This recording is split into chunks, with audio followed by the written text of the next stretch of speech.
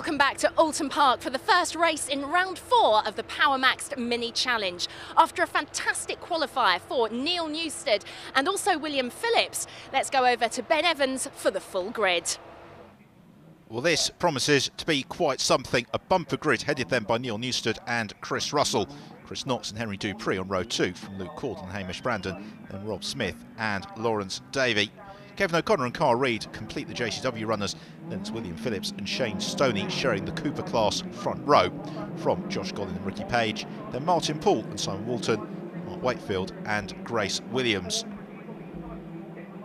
Joe Polly completing the very, very sizable field.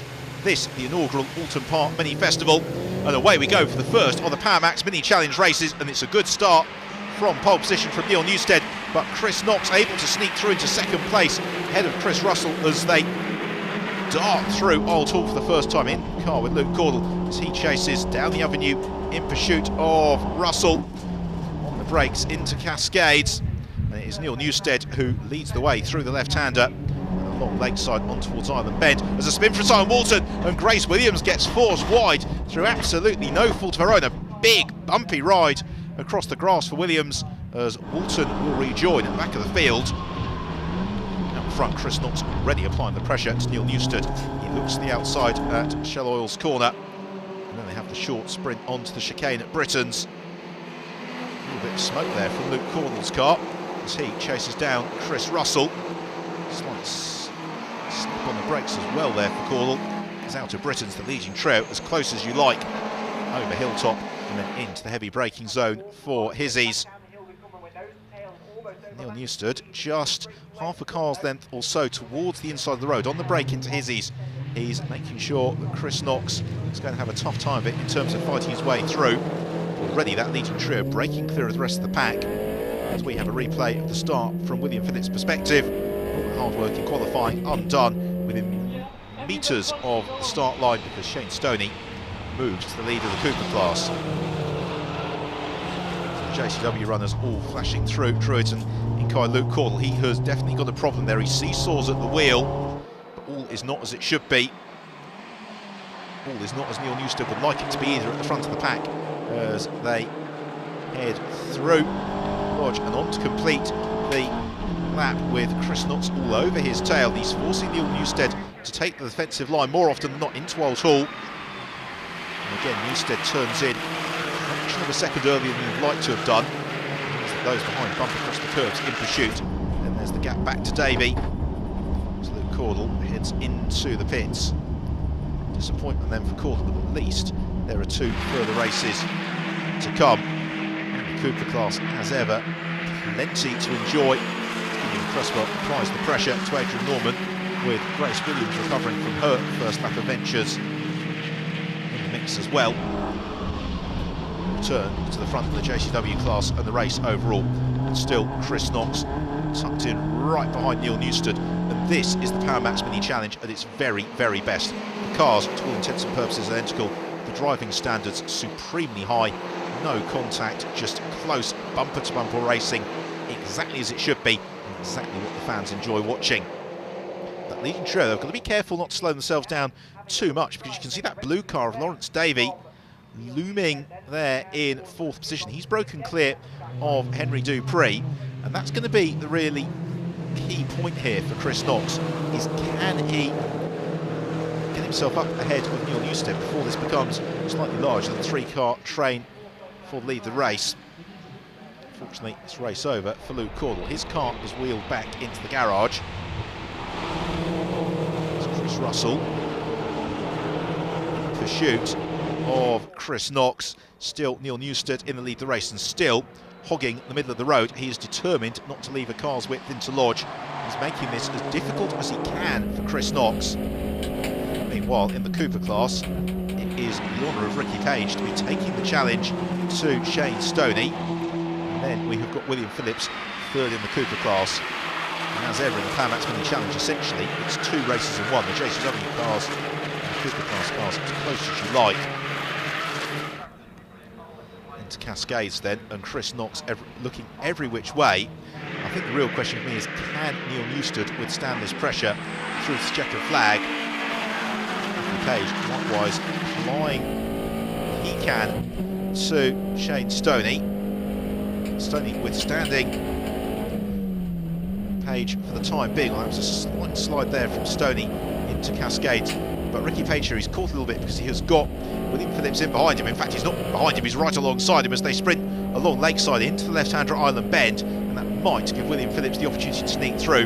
Depends how brave they both feel on the brakes. The answer is William Phillips feels very brave, so does Ricky Page. Phillips had the inside line and therefore the place. Through Hizzies, out of Knickerbrook, once more up over Clay Hill. The Oulton Park circuit is such a roller coaster ride for these drivers, a very busy track. Well, the corners coming thick and fast, as do the elevation changes. Neil Newstead and Chris Knox, the focus is solely on the next corner for Chris Russell. Let's keep stay in touch with this leading duo, because just opened up a car's length or so as Knox again looks to challenge Newstead into Lodge Corner. This is very clean driving from both of them. Neil Newstead is just making that one defensive manoeuvre into each and every turn. He's making Knox do it the hard way back. Now Chris Knox draws alongside Neil Newstead as they come up over Deer Leak. They're side by side along the start and finish straight and into Oulton. And this is a golden opportunity for Knox, who darts through into Oulton. He takes the lead. But Neil Newstead gets a super exit as they come along the avenue. Newstead able to repass Knox. Frustration there for Chris Knox. May lose out as well to Chris Russell as Knox gets his elbows out through Cascades. Retains second for the time being.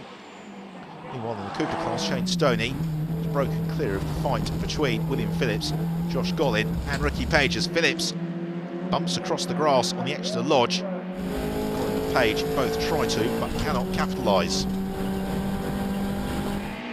then all arrive into Oulton. Looking to the inside, Josh Gollin bumps across the curbs, goes absolutely door handle to door handle with William Phillips as the pair of them then propel down the avenue. But you can see that Phillips' rear view mirror there has been knocked into the side of the car as it's three wide into Cascades. Oh, and there's contact. Josh Gollin gets turned around and flies across the grass, knocks his front spoiler loose into the bargain. Patrick Mortimer is also another driver in the wars. He heads into the pits. And still the fight between Knox and Newstead continues out front. Meanwhile, Chris James, most recently the British Touring Car Championship, is in pursuit of Henry Dupree and Lawrence Davey, and that fight for fourth is not really at any point in the race lost touch with the tussle for the lead. And to Lodge over Dearly once more.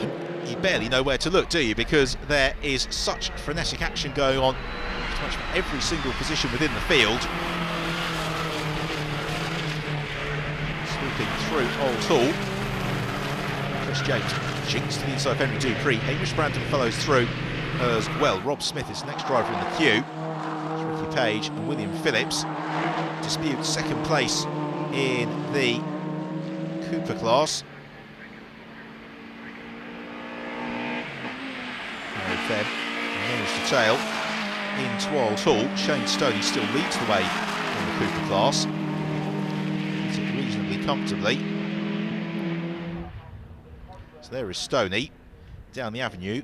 He's got about 8 car lengths or thereabouts of a buffer over Ricky Page, and that in the Cooper class can sometimes feel like an absolute eternity. Oh, and problems there for Henry Dupree.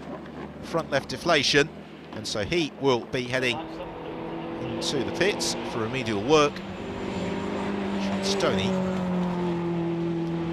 continues to try and ease clear in the Cooper class.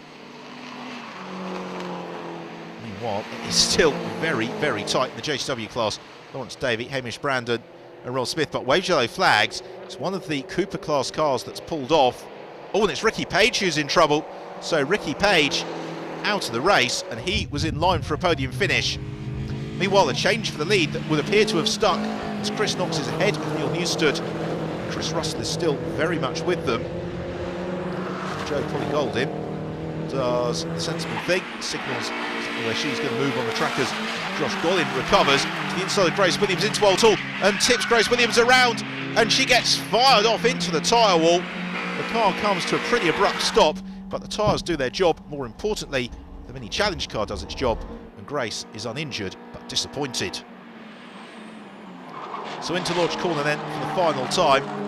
It has been a race with not a moment's respite for any of the leading protagonists.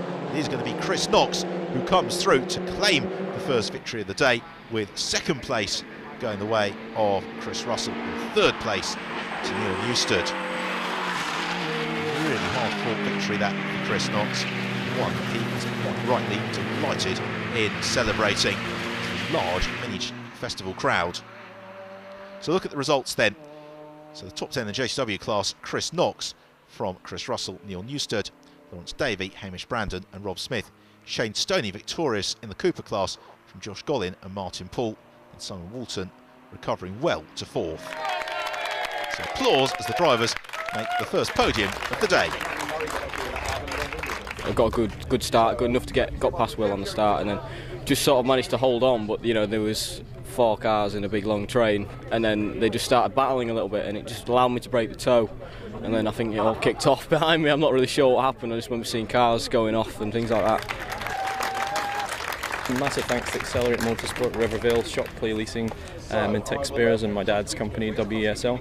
But a cracking race, I've thoroughly enjoyed it. I thought I was going to struggle a little bit because we have only got 2 tyres this weekend, if other competitors have saved from previous things. So we're out of new tyres, but cracking race with Chris and Neil, and I just got Neil coming out of the shell hairpin and sort of held it to the flag. Luke, that was a pretty tough first race for you. What happened? Yeah, not a good start to the day at all. Had a really good start off the line, got round turn 1. Chris Callister Russell left the circuit, rejoined right in front of us, anchored on the brakes, and we had nowhere to go. So, what's the prognosis for race 2? Well, we'll be coming from the back now, but it's always our strong rolling start race, so we'll be coming from the back, and we will just push as hard as we can.